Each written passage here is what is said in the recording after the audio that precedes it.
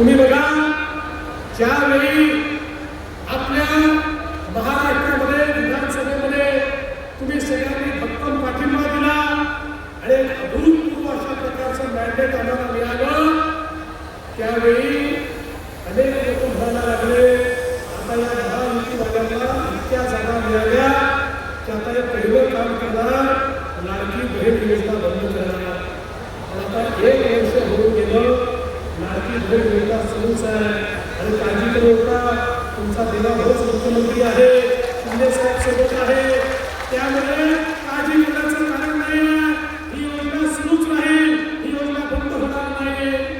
पण या ठिकाणी आमच्या सगळ्या आमदारांना मी एवढं सांगू इच्छितो की आपण सगळ्यांनी आता ही महानगरपालिका निवडून आल्यानंतर माझ्या लाडक्या बहिणीला केवळ लाडकी बहीण ठेवू नका. आता मोदीजींनी लखपती दीदीचा कार्यक्रम आणलेला आहे, त्याने आता माझ्या लाडक्या बहिणींना लखपती दीदी बनवा.